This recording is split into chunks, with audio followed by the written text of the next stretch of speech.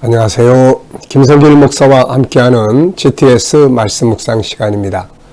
오늘은 세 번째 주간의 넷째 날 묵상입니다. 넷째 날 묵상의 주제는 하나님을 의식하고 하나님 마음을 느끼고 또 하나님과 소통하고 또 주님의 관점으로 세상을 보는 것입니다.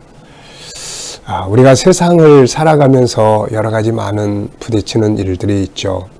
그런데 이것을 우리의 경험이나 인간의 어떤 그 일반적 상식을 가지고 볼 때는 때로는 실패처럼 보이고 때로는 절망 사건으로 보이기도 하지만, 그러나 믿음의 눈, 하나님의 눈으로 주님의 관점으로 보면 그게 다 준비 과정이 되기도 하고 어떤 목적을 이루기 위해서 쓰임을 받기 위한 준비 과정이 될 때가 많이 있습니다. 그래서 주님의 관점으로 내 인생을 보고 주님의 관점으로 부딪혀 있는 모든 상황들을 볼 수 있는 이런 안목, 이런 믿음의 눈이 꼭 필요한 것입니다. 오늘도 어떤 일을 만나든 주님과 먼저 의논도 해보고 소통도 해보시면서 하루를 승리하시기 바랍니다. 자, 오늘도 그림을 먼저 정리를 하겠습니다. 자, 이 그림을 보시면 꽃꽂이 할 때 꼭 필요한 것이 하나 있습니다. 그게 뭐냐면은 바로 오아시스라고 하는 것인데요. 이 오아시스의 중요한 역할이 있죠. 그것은 이렇게 오아시스는 꽃꽂이를 하기 위해서 꽃 하나하나 이렇게 딱 꽂으면 오아시스는 그것을 다 받아들여 주죠. 그래서 조화를 이룰 수 있도록 해주는 겁니다. 그래서 저는 이 오아시스에 대해서 항상 생각을 많이 해요. 바로 수용이죠. 수용. 받아들여 주는 것. 꼭 한 송이 한 송이를 꽂을 때 난 싫어, 난 아파, 난 못해 이래버리면 꽃꽂이가 아니라 꺾꽂이가 될 수밖에 없는 거죠. 그러나 조화를 이루는, 다양한 꽃들이 뭉쳐서 조화를 이루는 데는 오아시스가 수용해주는, 얼마나 아프겠어요. 자기의 살을 파고드는데. 그런데 그것을 수용해주는 그런 능력, 희생정신 때문에 여러 다양한 꽃들이 모여서 아름다운 꽃꽂이의 조화를 이루게 되는 겁니다.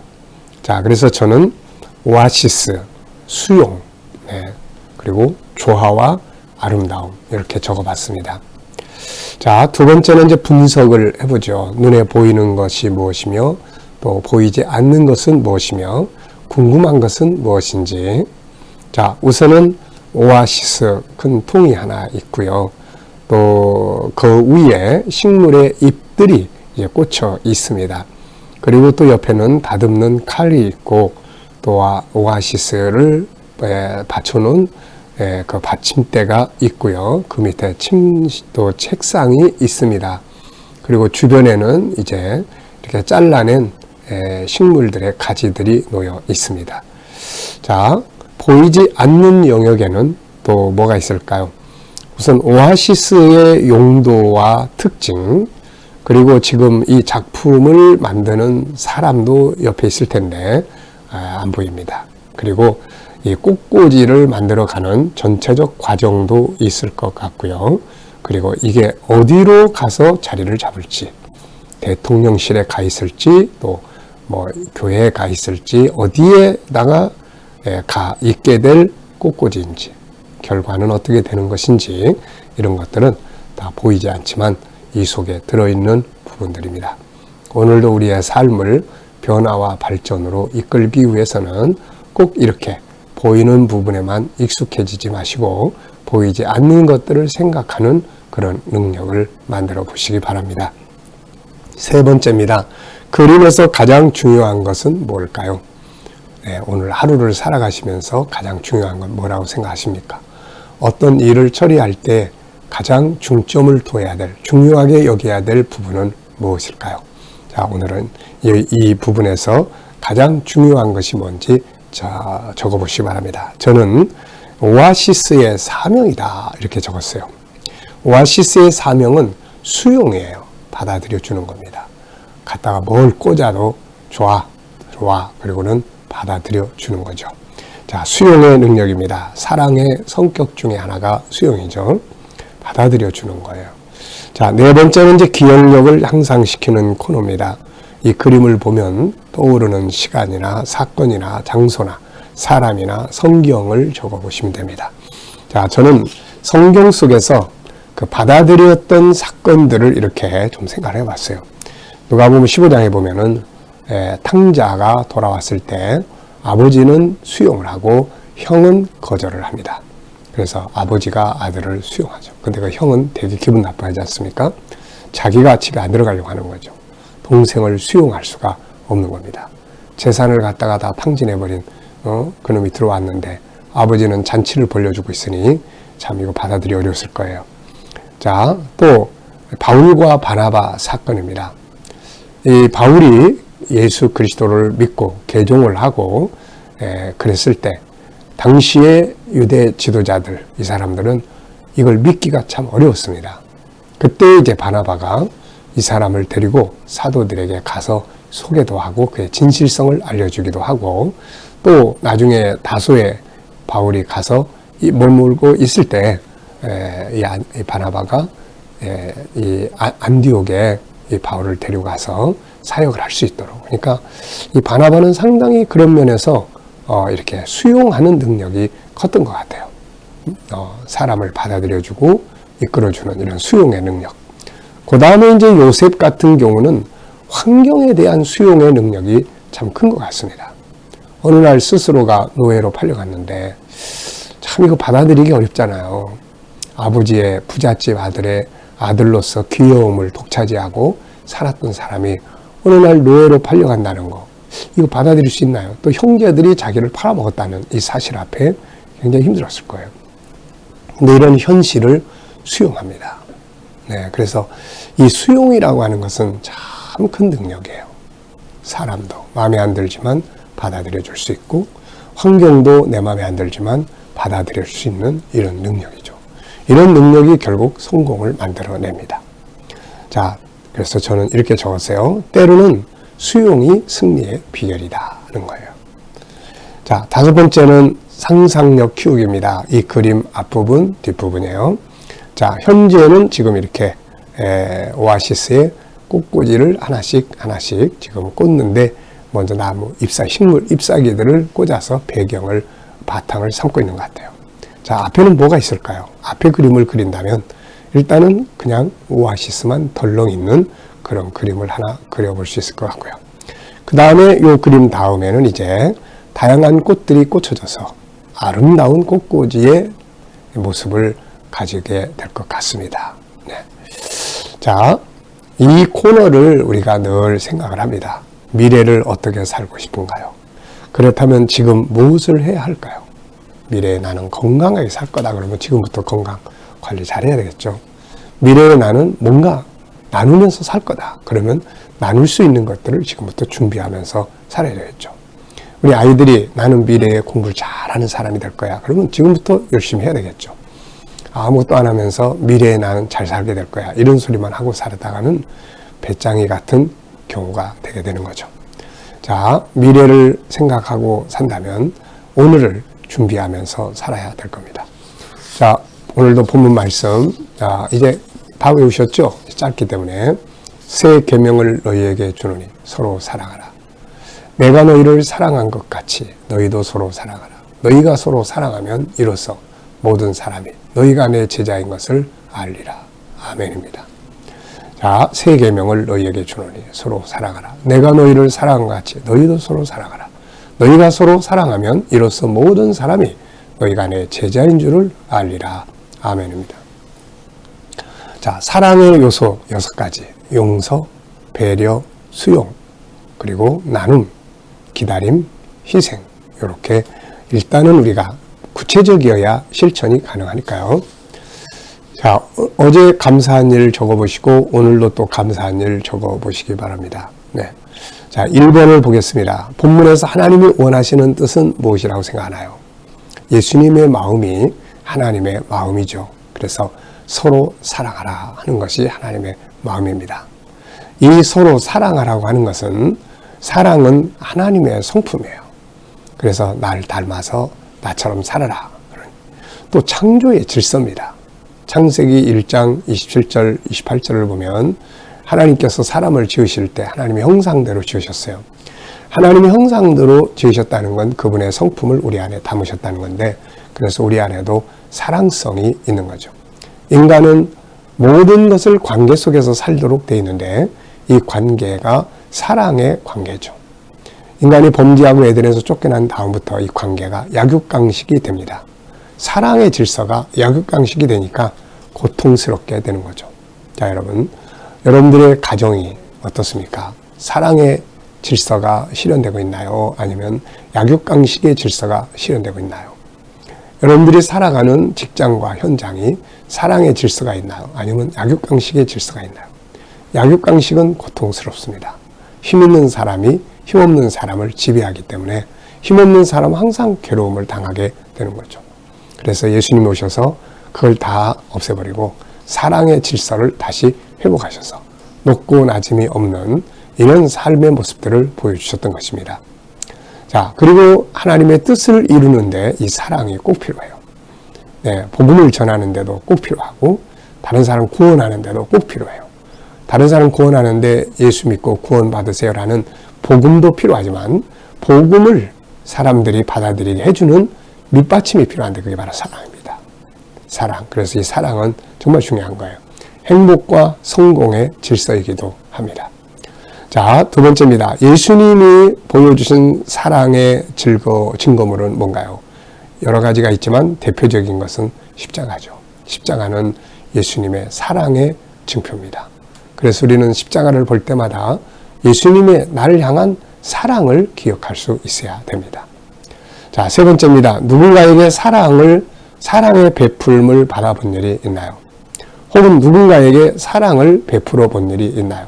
그때 어떤 마음이 들었나요? 우리가 누군가의 도움을 받을 때 처음에 참 쑥스럽고 또 막 싫고 그렇죠. 오래전에 돌아가신 우리 스승 목사님이 저에게 좀 도움을 주셨던 때가 있었어요. 그때 제가 막 거절을 했더니 그분이 그런 말씀하시는 거예요. 때로는 받을 줄도 알아야 돼. 그래야 나중에 받는 사람의 심정을 이해할 수 있어. 때로는 받을 줄도 알아야 된다. 그게 참 저한테는 큰 가르침이었습니다. 그래서 감사함으로 받고 나중에 또 이것을 제가 누군가에게 주면서 제가 그런 이야기를 했어요. 나도 이거 받은 거 갚는 건데 때로는 받을 줄도 알아야 됩니다. 그래야 줄 수 있습니다. 참 좋은 교훈인 것 같아요. 그래서 여러분, 우리가 때로는 다른 사람의 사랑을 받을 줄도 알고 그것을 또 기억해서 또 갚을 줄도 아는 이런 삶이 참 중요하다고 생각을 합니다. 자, 혹은 누군가의 사랑을 베풀어 본 일이 있나요? 자, 우리가 이제 저는 여기다가 6가지의 사랑의 특징을 다 적어봤어요. 용서, 배려, 수용, 나눔, 기다림, 희생. 뭘 해봤나? 또 뭘 받아봤나? 이런 것들을 좀 체크를 해봤습니다.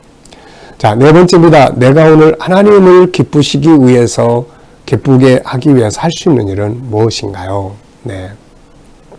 사랑의 실천. 그렇게 적었습니다. 자, 다섯 번째는 본문 전체에서 질문 만들어 보는 거예요. 자, 질문 2개를 만들었습니다. 주님이 주신 새 계명은 뭔가요? 네, 예수님은 우리에게 많은 걸 가르치셨지만은 이 가르침 모든 것의 핵심은 사랑입니다. 그래서 이 사랑, 새 계명을 너에게 주노니 서로 사랑하라. 제자들 모아놓고 마지막으로 당부하신 것.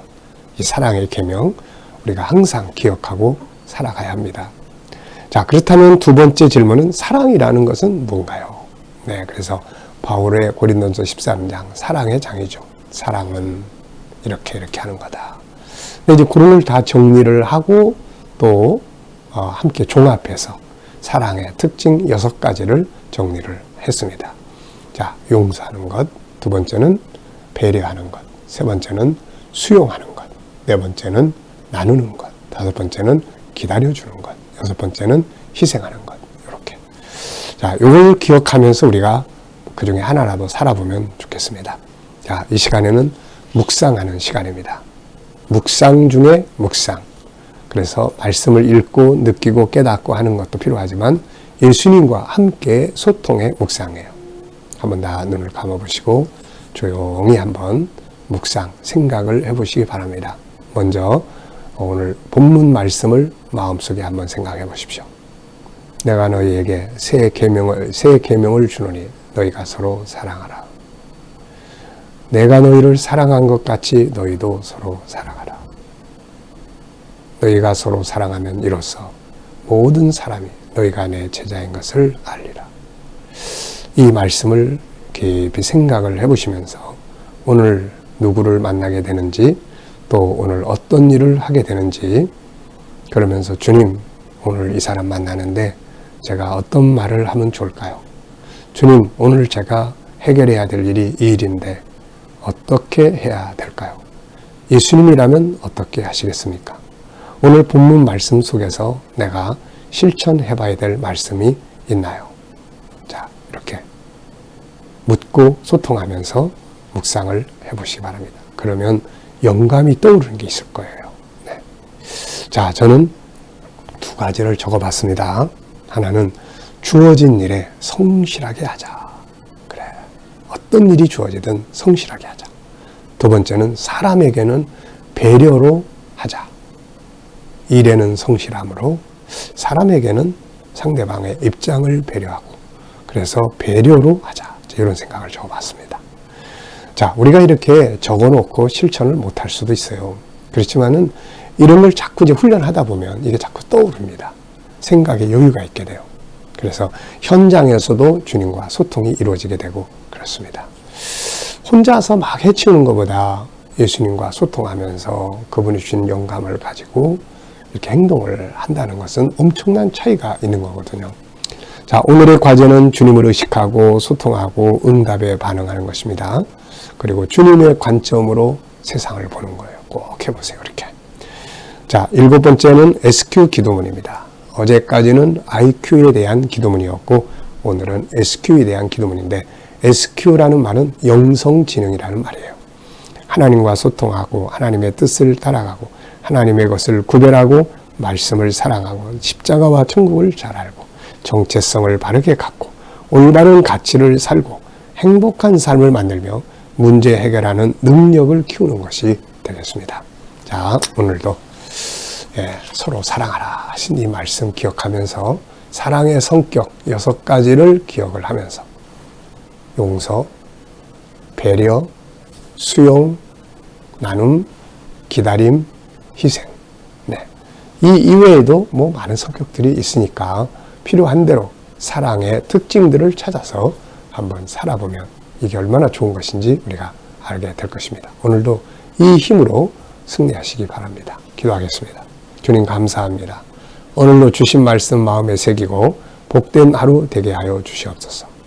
오늘도 우리 자녀들과 성도들 하나님 저희들이 코로나로부터 안전하게 지켜보호해 주시고 또 믿지 않는 자들 주께 돌아와 구원받게 하시고 저희가 믿음으로 일하는 직장과 사업장들이 형통하게 하시며 새로운 일터를 구하는 자들에게는 좋은 일터들을 예비되게 하여 주시고 치료받는 모든 성도들에게 속히 자유할 수 있도록 은혜 베풀어 주옵소서.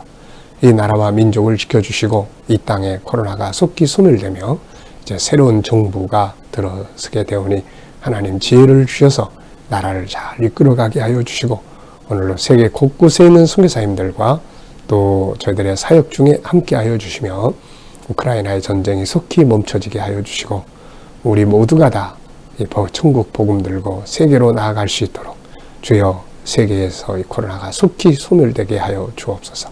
오늘도 주의 은혜 아래 거할 수 있기 바라오며 예수님의 이름으로 감사하며 기도하옵나이다. 아멘.